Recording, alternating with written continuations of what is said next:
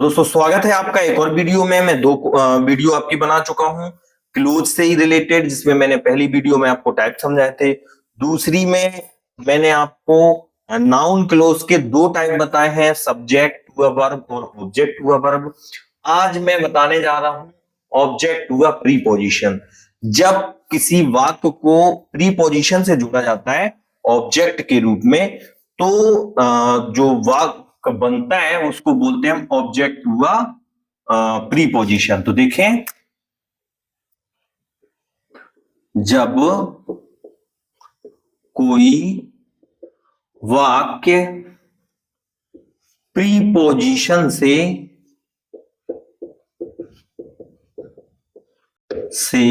जोड़ा जाए या जोड़ा जाता है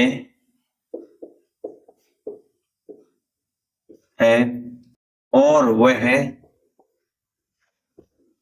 ऑब्जेक्ट की तरह काम करता है, ऑब्जेक्ट की तरह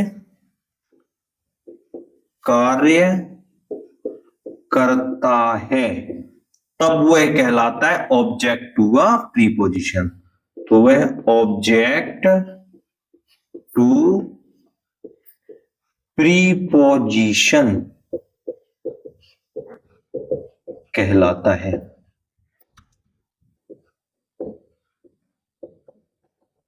ठीक है दोस्तों, प्रीपोजिशन आप जानते होंगे, जैसे टू, फ्रॉम, इन, ऑन, इस टाइप से कोई भी प्रीपोजिशन से अगर हम वाक्य को जोड़ें, एक वाक्य आपका जो प्रिंसिपल क्लोज होगा, एक आपका सबऑर्डिनेट क्लोज होगा।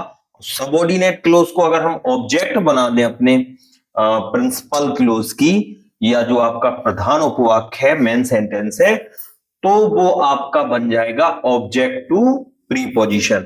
अब हम आपको एक एग्जांपल बता रहे हैं, देखते हैं एक एग्जांपल आपका। तो देखें दोस्तों, ये रहा आपका एग्जांपल।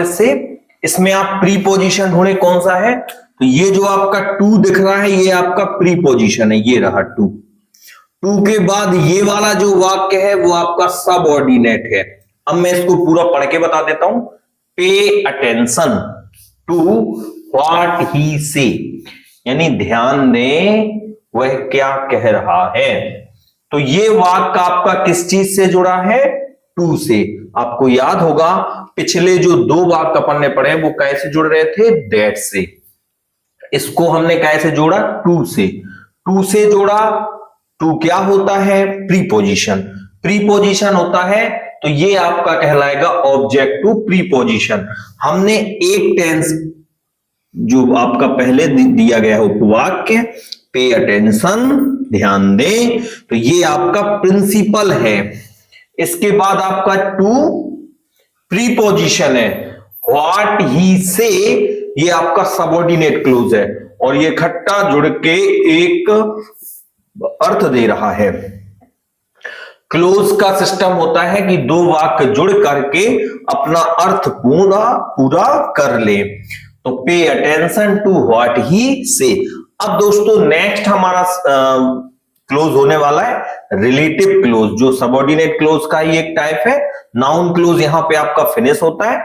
नाउन क्लोज में मैंने आपको तीन बताए थे, subject to a verb, object to a verb और object to a preposition. Relative clause सबसे ज्यादा इंपॉर्टेंट है। तो आप रिलेटिव क्लोज के लिए आगे बढ़ते हैं हम इस वीडियो में और रिलेटिव क्लोज को समझते हैं।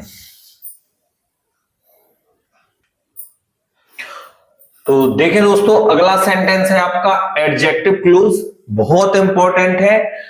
एडजेक्टिव क्लोज निम्नलिखित रिलेटिव प्रोनाउन से प्रारंभ होते हैं। अब हम आपको बताने वाले हैं वो रिलेटिव प्रोनाउन कौन कौन से हैं, जैसे who, what, where, when, why. ये हैं आपके रिलेटिव प्रोनाउन। ये क्या कहलाते हैं दोस्तों? Relative pronoun. दैट भी। तो अब आपको ये समझना है कि कहां पे हु, कौन सा वाक्य जुड़ेगा, कौन सा व्हाट से, कौन सा वेयर से, कौन सा व्हेन से, कौन सा व्हाई से और कौन सा दैट से। अगर आपको इनके वाक्यों के बारे में जानना है तो आप हमारा पिछला वीडियो जरूर देखें, उसमें मैंने आपको ये रिलेटिव प्रोनाउन समझा दिए ऑलरेडी। जैसे हु आता है व्यक्ति के लिए, मैं केवल ऐसे ही बता देता हूं। व्हाट आता है जब प्रश्न कर रहा हो एक वाक्य दूसरे वाक्य से, और वेयर आता है जब स्थान की चर्चा हो, व्हेन आता है जब समय की चर्चा हो, और आपका व्हाई आता है जब कारण बता रहा हो कोई वाक्य, और दैट आपका साधारण में यूज होता है। तो ये चीज जो है आपका रिलेटिव प्रोनाउन, इनसे जब हम दो वाक्यों को जोड़ते हैं तब आपका कहलाता है एडजेक्टिव क्लोज। क्या कहलाता है? Adjective close. क्यों कहलाता है एडजेक्टिव क्लोज? क्योंकि एक सेंटेंस दूसरे सेंटेंस की विशेषता बता रहा होता है। तो अब हम इसमें बताने वाले हैं कि किस टाइप से सेंटेंस पूछे जाएंगे, और ये दोबारा बता रहा हूं मैं, ये जो क्लोज है वो सबसे ज्यादा पूछा जाने वाला क्लोज है।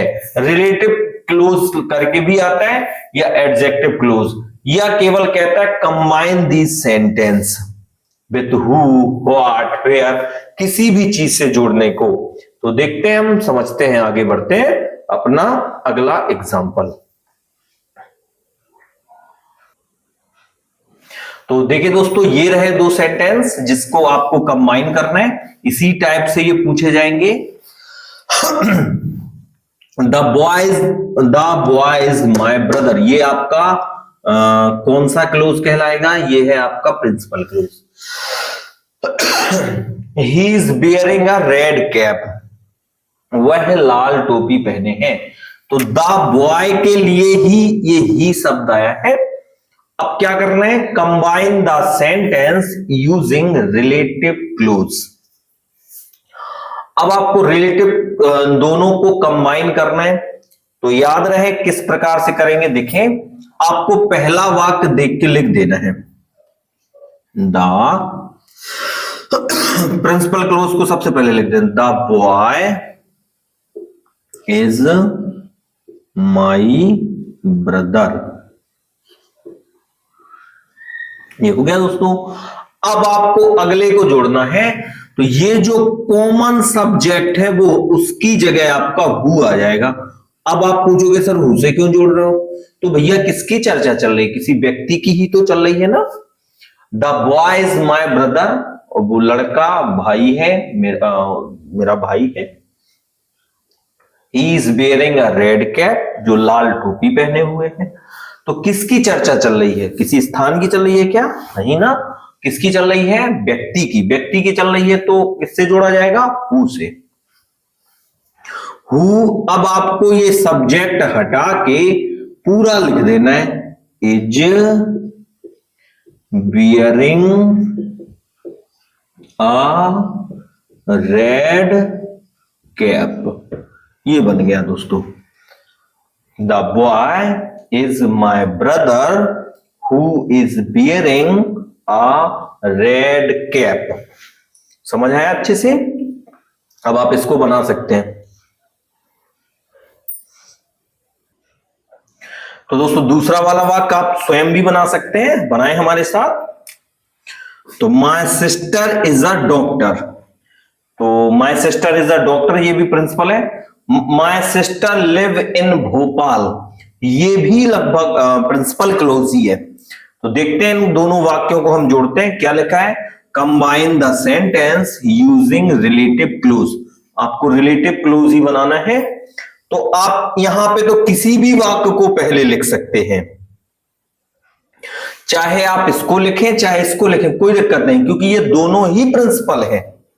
ठीक है, तो आप पहले वाक्य को लिख दें पहले, कोई दिक्कत नहीं है।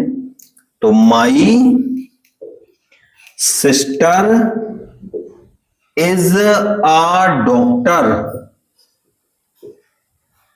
अब ये वाला जो है वाक्य दूसरे नंबर का, इसका सब्जेक्ट आपको हटाना है, क्योंकि ये कॉमन सब्जेक्ट है, दो बार नहीं लिखना है, इसकी जगह ही आपको हु लिख देना है। तो my sister is a doctor, मेरी जो बहन है वो डॉक्टर है। हु लिव्स, लिव माने रहना, लिव इन भोपाल। बस इनकी प्रैक्टिस आपको करना है और प्रैक्टिस में बहुत सारी करवाऊंगा।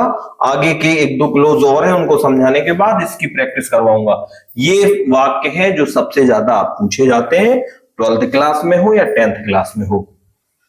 एक बार और मैं समझा देता हूं, इसमें ये दोनों वाक्य ही आपके प्रिंसिपल क्लोज ही है, तो चाहे हम इसको आगे लिखें चाहे हम इसको आगे लिखें, कोई नहीं है। यहां देखो ये अपना अर्थ स्वयं नहीं दे रहा था, वह है टोपी, लाल टोपी पहने। अब कैसा अर्थ हुआ है वह लाल टोपी पहने, तो ऊपर वाला वाक्य the boy is my brother, ये आपका पहले लिखना पड़ेगा आपको, ठीक है। तो यहां अब ये इस वाक्य में क्या है, ये भी अपना पूरा अर्थ लिए हुए हैं। My sister is a doctor, मेरी बहन डॉक्टर है, इतना भी आप किसी से बोलोगे कहेगो ठीक है फाइन, बहुत बढ़िया है, इलाज आपका फ्री में ही हो जाएगा। My sister live in Bhopal, मेरी बहन भोपाल में रहती है, तो आप क्या बनाओगे इसको, my sister is a doctor. अब ये जो आपका कॉमन सब्जेक्ट हो रहा है, इसी की जगह हमेशा हु आता है, हु लिव्स इन भोपाल। तो दोस्तों ये क्लोज आपको जरूर समझ आया होगा। अब हम अपनी आने वाली अगली वीडियो में नेक्स्ट क्लोज और इनके बहुत सारे एग्जाम्पल लेकर के आएंगे। तो आज की वीडियो में हम इतना ही पढ़ने वाले हैं, ठीक है। Thank you class.